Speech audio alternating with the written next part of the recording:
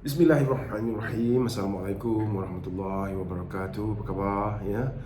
Okey, inisiatif ni saya ambil untuk buat perkongsian video ya, untuk bagi sedikit perkongsian bagaimana saya buat suara latar ya. Dan ada juga beberapa pihak yang menjemput saya untuk bagi kursus, bagi talk um, tentang cara penyampaian bersahaja, cara penyampaian yang lebih bercerita. Tapi saya minta maaf, saya tak reti nak buat syllabus dan sebagainya, tak reti. Yang saya tahu, saya boleh berkongsi cara macam mana saya buat suara latar lah, mengikut cara saya lah ya. Secara umumnya suara latar ni kan, pada saya ya, dia kena berbeza antara mengikut keperluan lah, mengikut objektif sesuatu benda tu. Dan saya selalunya saya tak akan guna cara yang ataupun tengok tone yang sama mengikut satu-satu projek lah ya. Pada saya, kalau kita baca berita lain, kalau kita buat suara latar untuk berita lain, dan suara latar antara berita-berita dalam setengah jam tu pun lain mengikut kesesuaian berita. Apatah lagi kalau kita membuat suara latar untuk program bergenre dokumentari ataupun majalah ya, mengikut kesesuaian program ya. Okey, ada juga yang beberapa pihak yang panggil saya untuk beri kursus. Saya tak reti nak come out with syllabus, itemize, tak reti.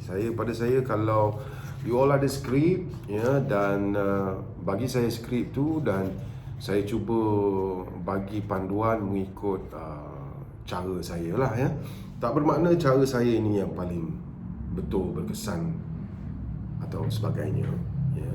Cara suara latar lain ada cara tersendiri. Jadi saya cuma berkongsi cara saya. Dan kalau pada biasa, yang orang dah biasa dengan cara saya lebih orang cakap bersahaja, tapi bukanlah bersahaja yang masih ada serius kot ya. Dan cara saya mungkin lebih bercerita tentang apa yang ada dalam skrip lah. Kerana saya dah diajar macam tu dari awal, jadi saya dah tahu itu cara saya bercakap macam ni. Itulah cara saya menyampaikan berita. Saya membuat suara latar ya. Cuma bila buat suara latar ni, dia tak akan sama dia tak akan sama untuk semua projek. Pada saya, maksud saya, suara latar untuk berita ya, lain suara latar voice over. Dia orang panggil VO kalau dalam industri ni, dipanggil voice over. Jadi kalau suara latar untuk berita, kalau saya baca berita tu, saya rasa lain ya. Kalau genre dokumentari, kalau saya kena baca voice over, lain. Genre majalah, lain ya. Dia mengikut kesesuaian program. Dan selalunya kalau orang tanya macam mana nak bagi satu suara latar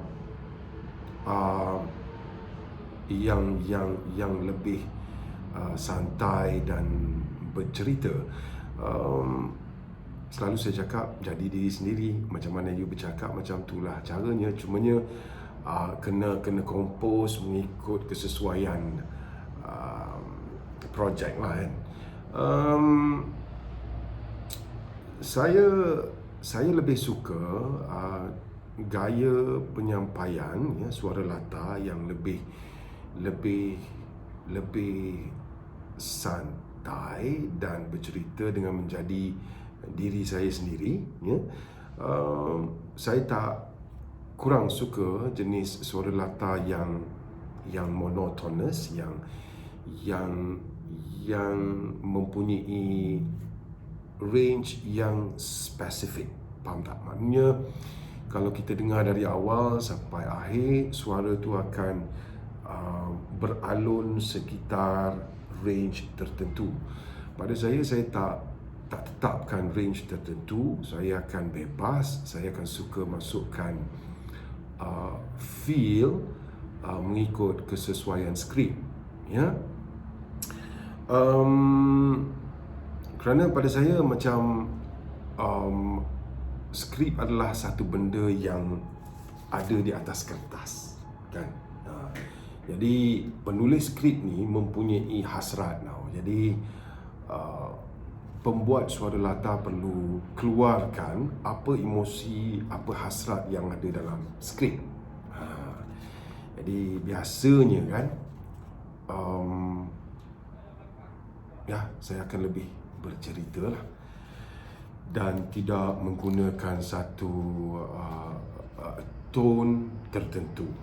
Maksud saya macam mana saya nak guna tone technical ni saya tak reti. Cumanya kalau saya baca skrip kan, kalau let's say saya dah baca awal, tiba-tiba saya baca rangkap seterusnya, lepas tu saya rasa macam telinga saya akan bagi tahu yang intonasi ni saya dah guna di ayat yang pertama. Jadi secara automatiknya saya akan cari tone lain tau. Dia akan bertukar secara automatik supaya pada saya kan, ayat yang dibaca tu akan terasa segar dan tak sama tone, intonasi. Begitulah lebih kurang, ya. Okey, untuk secara praktikal untuk video yang pertama ni, saya semalam ada seorang kawan call saya, dia kata penaja ni nak dengar suara saya buat satu video pendek, ya, untuk disiarkan di TV. Jadi dia macam-macam genre dia katakan. Kita ada berita, news, current affairs, kita ada documentary, kita ada genre majalah. Ini genre yang pernah saya buat. Saya tak nak komen genre lain yang saya tak buat. Dia walaupun genre ni agak macam 4 je genre, tetapi dalam genre tu sendiri akan ada kelainannya tersendiri tau. InsyaAllah saya akan share macam mana kita buat skrip untuk macam-macam program. Nantilah di dalam video seterusnya. Jadi kita cuba dulu. Ini skrip yang saya dapat daripada kawan saya, ya. Skrip ni saya nampak dia adalah untuk video macam video korporat, ya, video korporat. Dia video food security Selangor, ya, dan penerbit dia kata Abel baca mengikut kesesuaian untuk video korporat yang disiarkan di TV ataupun disiarkan di mana-mana lah. Video korporat. Feel video korporat saya rasa agak berbeza. Video korporat ni dia lebih menekankan untuk highlight apa strength yang penaja tu ada, ya. Dan bagaimana apa suara, apa feel yang nak guna untuk video korporat. Dia juga bergantung kepada skrip, ya. Dan biasanya, ya, skrip untuk video korporat dia macam skrip dia orang kata rasmi, you know. Skrip dia official, skrip dia macam berat.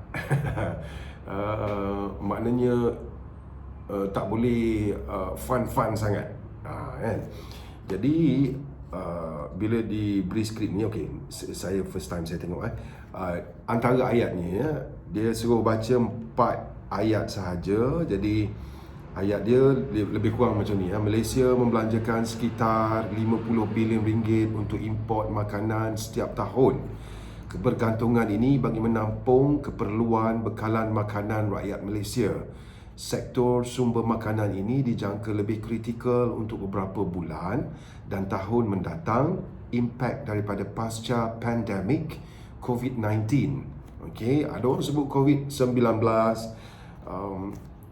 boleh je kot. Pasal COVID-19 adalah nama khas. Jadi COVID-19 ni diberi oleh WHO kan. Jadi saya kekalkan COVID-19, saya tak tukar COVID-19 ya.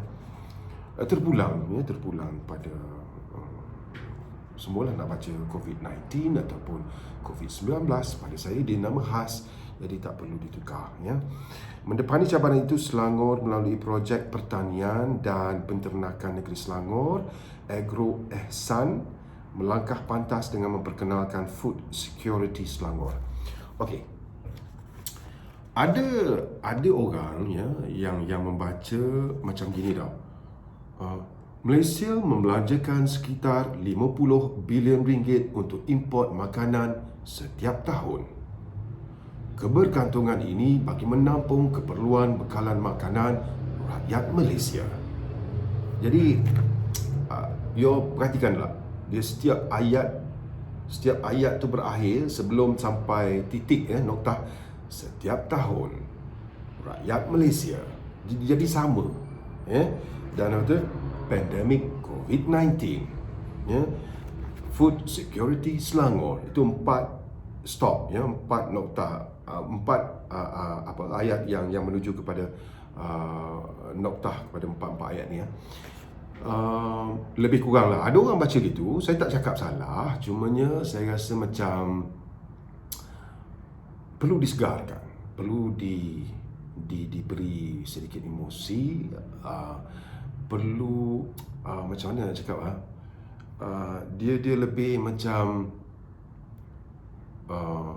membaca. Dia tak menyampaikan pada saya kan. Setiap ayat ni setiap perkataan ada emosinya, ada rohnya, ada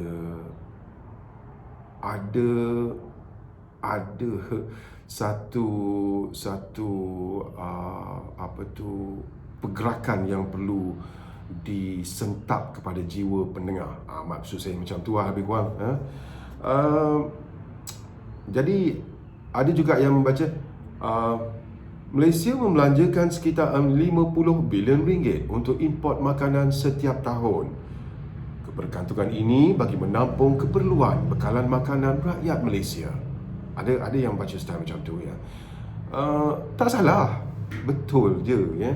Cuma kalau saya diberi skrip sebegini, saya akan baca macam ni. Pasal ni adalah video korporat kan, jadi you kena macam macam jangan main-main. kena serius sikit lah ya. Tetapi dalam serius tu, video korporat you tak boleh macam serius. Apa ketatahnya semua ni, tak boleh macam tu kan. Dia video ni macam walaupun serius tapi orang akan dengar macam soothing pada saya lah. Macam producer ni kata, Wan baca dalam bentuk video korporat. Okey, bila saya tengok ni, okey, video korporat kena serius, tapi pada saya biar dia macam sedap didengar. Bila dia bagi sedikit panduan kat sini, okey, bila ayat ni shot apa yang dia bagi? Shot dia drone shot bandar raya Shah Alam, multiple shot pasar raya, visual orang beli barangan dapur, runcit di pasar raya. Jadi sekurang-kurangnya saya dapat gambarkan keadaan suara saya. Bila keluar suara saya, visual apa yang keluar. So sekurang-kurangnya dia membantu saya lah ya. Dan ini penting. Sebab tu biasa kalau buat program bergenre majalah ya, ataupun dokumentari, kalau saya buat sendiri, saya turun padang, saya lebih tahu apa yang saya nak masukkan. Kalau saya penerbit dan saya host juga, jadi saya lebih rasa apa bila saya buat skrip, dia lebih terasa. Jadi sebab tu kata wartawan ataupun pembaca berita sahaja ya, yang pembaca berita sahaja yang gagal visualize apa yang dibaca, keberkesanan penyampaian tu mungkin kurang daripada seorang penyampai berita yang juga dia wartawan penyiaran. yang buat kerja turun padang, dia buat, jadi dia baca, dia tulis skrip, jadi mungkin keberkesanannya lebih padu, ya. Tapi ada penyampai yang dapat visualizekan apa yang digambarkan dalam skrip dan berjaya mengeluarkan emosi yang tepat kepada ayat-ayat yang dibaca. Okey, kalau saya lebih peluang ini, saya you all tengok dulu. Boleh baca ke? Okey, antara ayatnya. Ayat dia lebih formal, lebih formal. Okey. Jadi kalau saya membaca skrip ini, saya akan baca begini, ya. Malaysia membelanjakan sekitar 50 bilion ringgit untuk import makanan setiap tahun. Pagi, dia tak cukup air, dia punya kahak tak keluar lagi. Sorry, ya. Kebergantungan ini bagi menampung keperluan bekalan makanan rakyat Malaysia. Tadi saya ambil ujung dia setiap tahun. Saya ambil rakyat Malaysia. Jadi tak sama, ada beza kan? Okey. Sektor sumber makanan ini dijangka lebih kritikal untuk beberapa bulan dan tahun mendatang. Impak daripada pasca pandemik COVID-19. Lain kan COVID-19. Saya tiga-tiga tu tak tahu, telinga saya rasa macam tone ini belum saya ambil, intonasi ini belum saya ambil. Jadi saya tukar secara automatik. Mendepani cabaran itu, Selangor melalui projek pertanian dan penternakan negeri Selangor, Agro Ehsan, melangkah pantas dengan memperkenalkan Food Security Selangor. Jadi, you perasan tak yang tak tahu dia punya penghujung ayat, satu-satu ayat tu dia tak sama antara satu sama lain, ya. Kerana ada voice over yang buat voice over ni sekitar satu ayat tu dia dah ada range, dan the second ayat, ya, akan range yang sama. Saya tak boleh, saya tak suka macam tu. Saya lebih suka colorkan setiap ayat mengikut intonasi yang berbeza sikit, ya. Pada saya, play around with your creativity, memberi warna kepada setiap ayat, setiap perkataan, ya. Pada saya setiap perkataan